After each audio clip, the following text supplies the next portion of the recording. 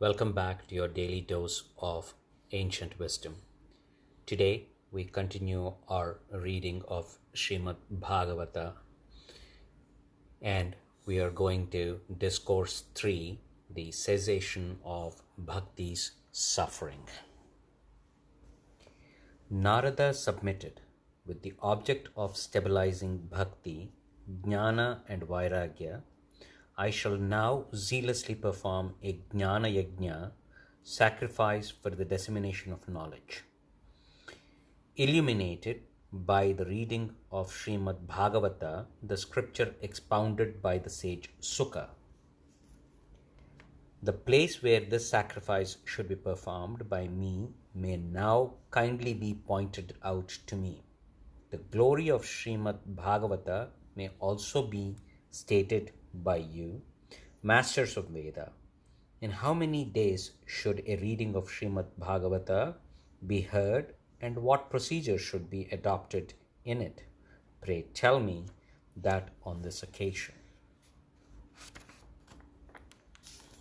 The Kumaras replied, Listen, O Narada, we shall tell you all this, humble and discreet as you are. Near Haridwar, the gateway of holy Ganga, so called because it enters the plains here, on the river bank is a place known by the name of Ananda. It is inhabited by numerous hosts of rishis and frequented by gods and siddhas who are endowed with mystic power by their very birth. Nay, it is crowded with various trees and creepers and overspread with fresh and soft sands. The place is charming to look at and situated in a sequestrated area. It is ever charged with the sweet odor of golden lotuses. Animosity towards one another does not abide in the mind of living beings dwelling near the place. A Jnana Yajna may be commenced there by you without taking any special pains over it, and you will find that the reading of Srimad Bhagavata there will be full of unprecedented charm. Bhakti too will appear there in person, placing in the forefront of the aforesaid pair, i.e., Jnana and Vairagya, always lying before her devoid in all strength and with a body worn out with age. Bhakti and her two sons must reach there where a reading of Srimad Bhagavata is going on. Nay, the said trio gets rejuvenated as it were on hearing the words of the story. Suta resumed. Having spoken thus, the aforesaid Kumaras with Narada went thence together to the bank of holy Ganga, impatient to enjoy the story of Srimad Bhagavata. As they reached the banks, there rose at once an uproar in the terrestrial region and a realm of gods, as well as in Satyaloka, the realm of Brahma the Creator. All those who were keen to enjoy the taste of Lord's stories, and first of all, the votaries of Lord Vishnu came running to drink the nectar-like story of Srimad Bhagavata. The sages Bhrigu, Vasishta, and Chavana, Gautama, Medhati, Devala, Devarata, and Parashurama, even so Vishwamitra, son of Gadhi, Sakala, Markandeya, the son of Mrikandu, Lord Dattatreya, and Pippala, Vyasa, his father, Parashara, both masters of yoga, Chayasuka, and all the hosts of sages, the foremost of whom were Jabali and Jahnu, arrived along with their wives, accompanied by their sons and pupils, and full of excessive longing to listen to the story. So came there the Upanishads and the Vedas, mantras and tantras, the 17 Puranas and 6 Shastras, systems of philosophy, rivers such as Ganga, Pushkara, and other lakes, holy places from all 4 quarters, as well as Dandaka and other forests, all in living form, mountains, etc., as well as gods. Gandharvas and demons went there. The sage Bhrigu persuaded and brought there even those who did not come because of their importance. Invited with due ceremony by Narada to expound Srimad Bhagavata and greeted by all the Kumaras, the sage Sanaka and his 3 brothers, who were devoted to Sri Krishna, now occupied the excellent seat offered to them. Devotees of Lord Vishnu and those who have recoiled from worldly enjoyment, recluse and celebrities sat in the van, and in front of them all sat Narada. On one side sat the hosts of seers, on other side sat the denizens of heaven, God and others. On the other side sat the Vedas and Upanishads. On one side sat the deities presiding over the tirthas, the sacred places, while on other sat the ladies. Shouts of glory, shouts of greeting, and blasts of conches were heard.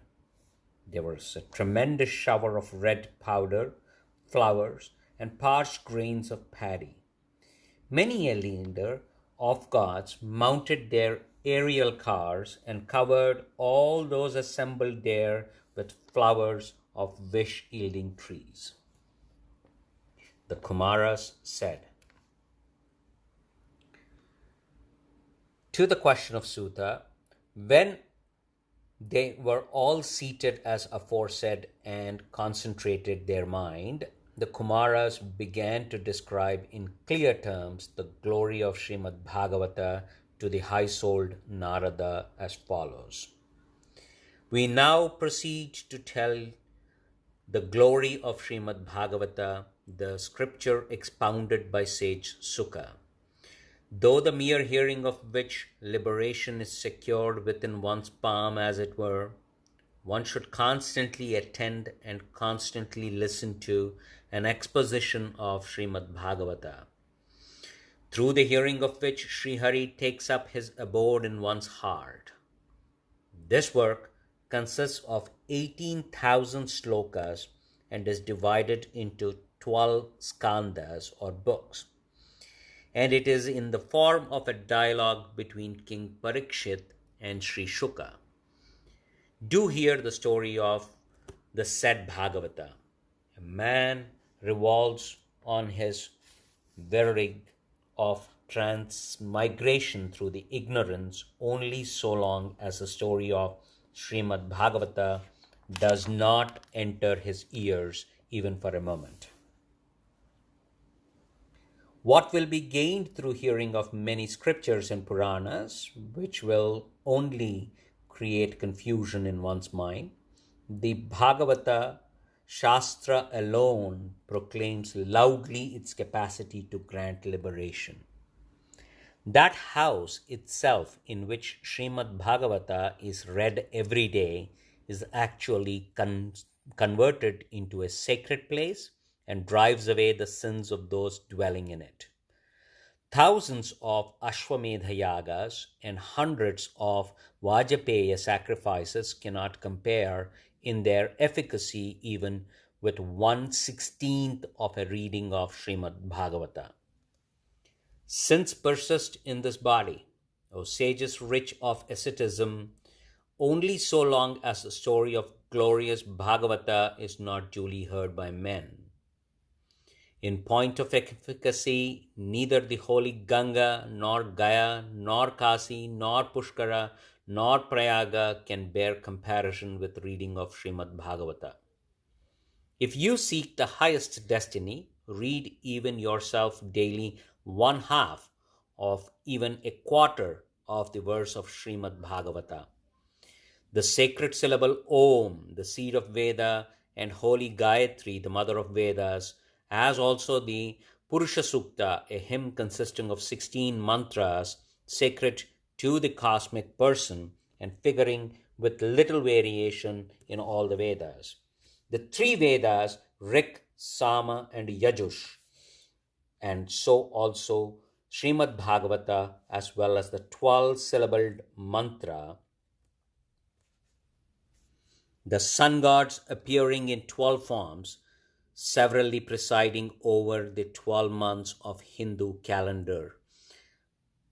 Prayaga, Kala, the time spirit, represented by 12 months, nay, the Brahmanas and Agnihotras, the daily offering of oblations, chiefly consisting of milk, oil, and sour gruel, considered as incumbent of every householder of the twice born classes in the former days.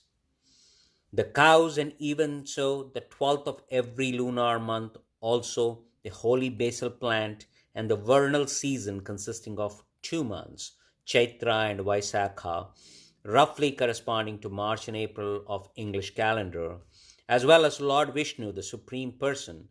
No distinction is recognized by wise amongst these. The sins committed in course of lives by men who intelligently reads the whole of scripture known by the name of Srimad Bhagavata without a pause get rooted out. There's no doubt about it.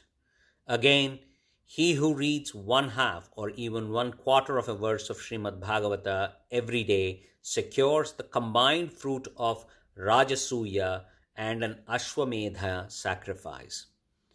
Srimad Bhagavata read every day, contemplation practiced on Sri Hari, the watering of Tulasi plant, and service rendered to cows are equal in value.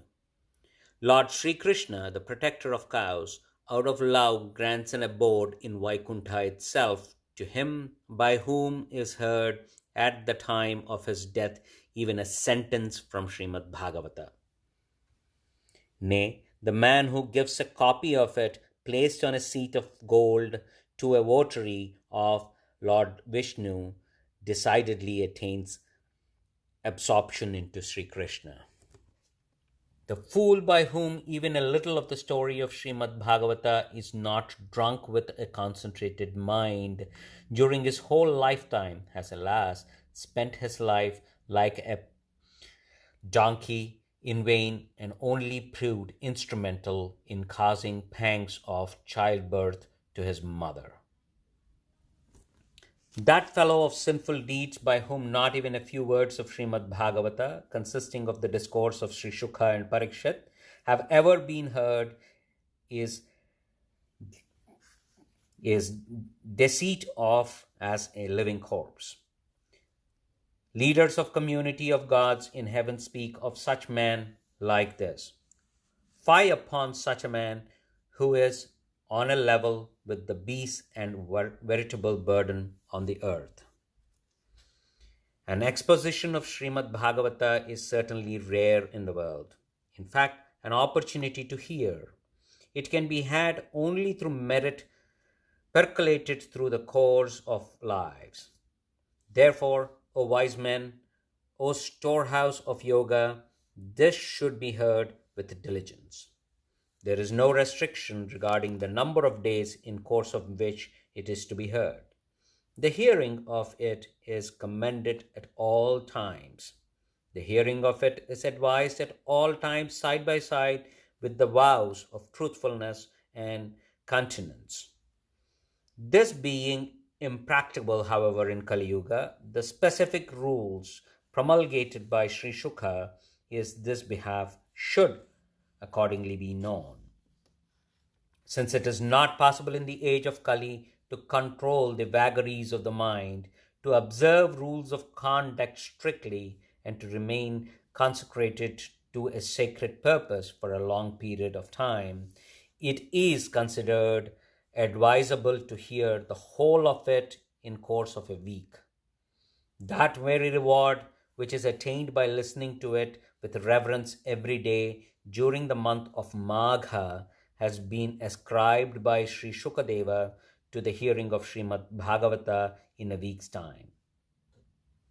The complete hearing of Srimad Bhagavata in a week has been commended due to lack of control over the mind and prevalence of disease, as well as because the span of life of a man has been shortened and has also become a number of evils are rampant in Kali age. One bids fair to attain with ease through the hearing of Srimad Bhagavata in a week that fruit in its entirety, which cannot be attained through the askins, nor through concentrations of the mind, nor again through Srimad, samadhi, complete absorption of the mind in the universal spirit. The 7-day hearing of Srimad Bhagavata is superior to a sacrificial performance. It is even superior to fasting. It is far superior to the askins and is ever superior to visit of a sacred place. It is superior to yoga, nay, it is superior even to the meditation and spiritual enlightenment. What shall we say of its superiority? Oh, the wonder of it, that is superior to everything. Saunaka submitted. The story told by you is really wonderful. But how has the Bhagavata Purana, revealing as it does the true nature of Lord Narayana, the cause even of Brahma, a master of yoga, proved efficacious at the present moment as a means to final beatitude, superseding all other disciplines such as spiritual enlightenment? Suta replied, when Sri Krishna was ready to ascend to his own divine realm, leaving this earth, Uddhava, even after hearing his teachings contained in the book 11 of Srimad Bhagavata, addressed the following words to him. Uddhava said, having accomplished the object of your devotees, O Krishna, the protector of cows, you are going away. There is, however, great anxiety in my mind. Pray give ear to it and make me happy. The terrible Kali Yuga is imminent. Wicked people will appear again. When sheeringly due to their fellowship, even the virtuous develop ferocity, whom will this earth, bearing a heavy burden in the shape of sinners of her bosom, resort to in the form of cow? No protector other than you, O lotus-eyed one, is in sight. Therefore, taking compassion on the virtuous, O love of your devotees, pray do not go. It is for the sake of your devotees that you have appeared in a qualified personal form, though formless and all consciousness. How will those devotees live on earth when separated from you? This is great hardship in worshipping God without attributes. Here ponder a little again. Hearing this submission of Uddhava on the holy site of Prabhasa, Srihari thought within himself, what should be done by me for sustaining my devotees? The Lord infused all his glory and energy into Bhagavata and disappeared in the ocean of Srimad Bhagavata. This constitutes, therefore, a visible, verbal manifestation of Srihari. It drives away one's sin by being waited upon, heard, read, or seen. Therefore, hearing it in a week will be recognized as superior to all other disciplines. Nay, in Kali Yuga, it has been declared to be the only righteous course, excelling all other disciplines.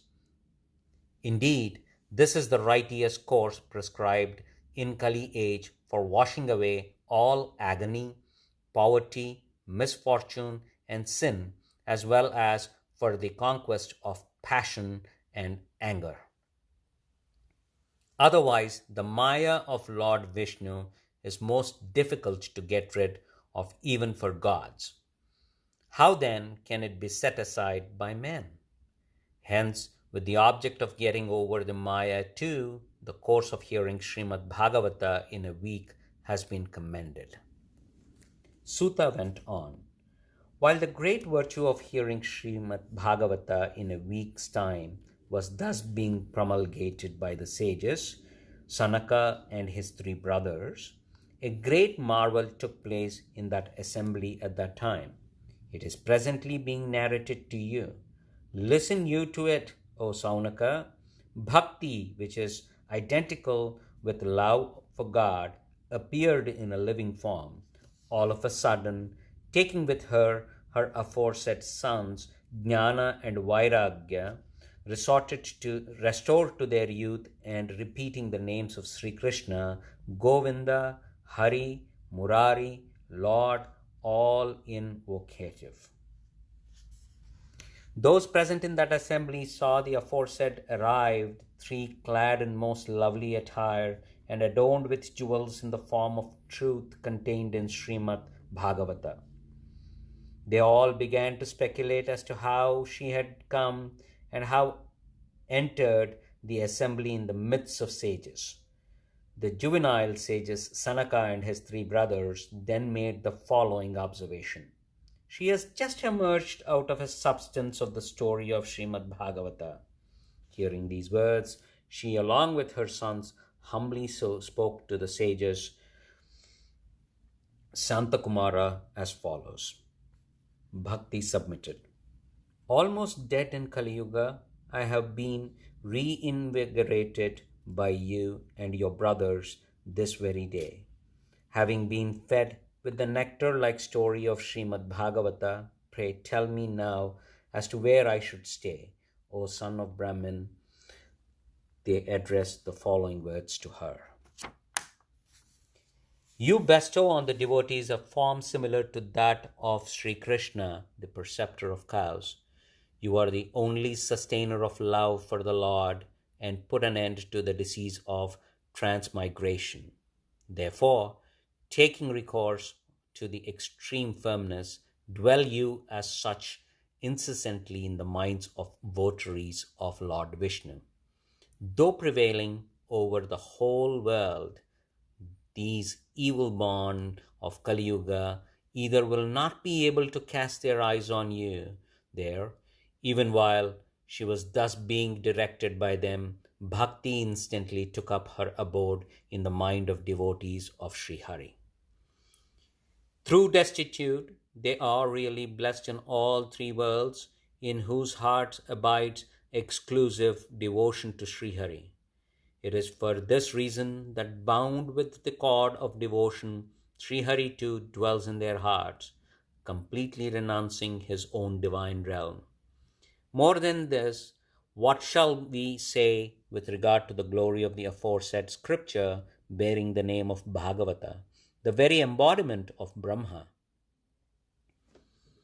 On this being expounded with full dependence on it, the praiseworthy exponent as well as the man listening to its exposition both attain equality with Sri Krishna, have done therefore with other righteous courses.